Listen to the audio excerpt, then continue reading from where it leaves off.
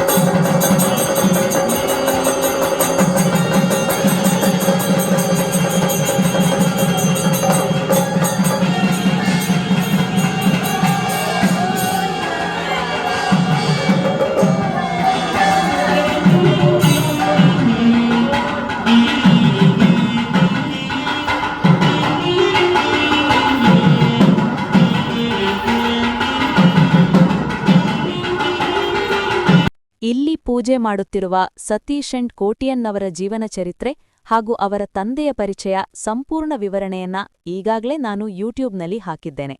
ಅದರ ಲಿಂಕ್ ಸಹ ಕೆಳಗಡೆ ಡಿಸ್ಕ್ರಿಪ್ಷನ್ನಲ್ಲಿ ಕೊಟ್ಟಿರುತ್ತೇನೆ. ಒಮ್ಮೆ ಚೆಕ್ ಮಾಡಬಹುದು.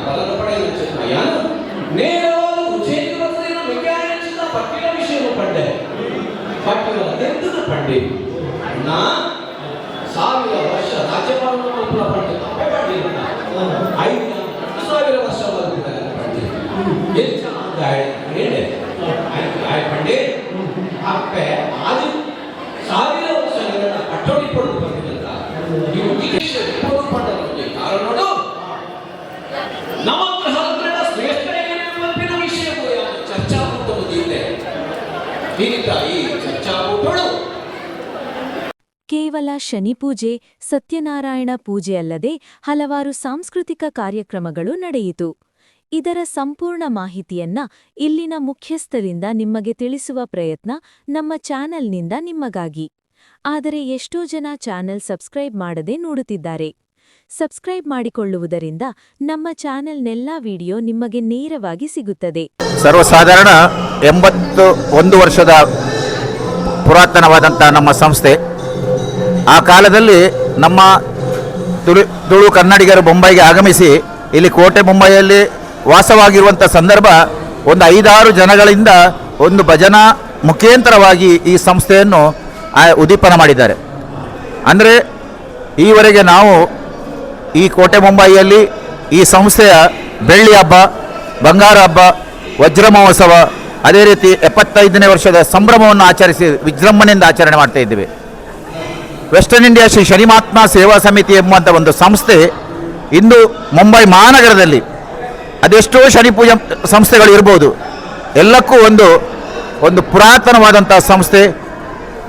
ಭಕ್ತರ ಹೇಳಿಕೆಗೆ, ಅವರ ಆಮಂತ್ರಣಕ್ಕೆ ಹೋಗೊಟ್ಟು ಅವರ ಮನೆಗೆ ಹೋಗಿ ಅವರ ಕಷ್ಟ ಪರಿಹಾರಕ್ಕಾಗಿ ಇಂಥ ಒಂದು ಶನಿ ಪೂಜೆಯ ವಿಧಿವಿಧಾನವನ್ನು ಮಾಡಿ, ಶನಿ ಗ್ರಂಥ ಪಾರಾಯಣದ ಪ್ರವಚನವನ್ನು ಮಾಡಿ ಅರ್ಥಗತವಾಗಿ ಅವರಿಗೆ ತಿಳಿಸುವಂಥ ಒಂದು ಕಾರ್ಯಕ್ರಮ ನಮ್ಮ ಸಂಸ್ಥೆಯಿಂದ ನಡೀತಾ ಬರ್ತಾ ಇದೆ ಅಂತ ಹೇಳುವುದಾದರೆ, ವರ್ಷಕ್ಕೆ ಒಂದು 25-30 ಕಡೆಗಳಲ್ಲಿ ನಾವು ಈ ರೀತಿಯ ಒಂದು ಶನಿ ಪೂಜಾ, ತಾಳಮದ್ದಳೆ ಅಥವಾ ಬೇರೆ ಬೇರೆ ವಿಧದಲ್ಲಿ ನಾವು ಈ ಶನಿ ಪೂಜವನ್ನು ಅವರಿಗೆ ಪ್ರಸ್ತುತಪಡಿಸ್ತಾ ಇದ್ದೇವೆ.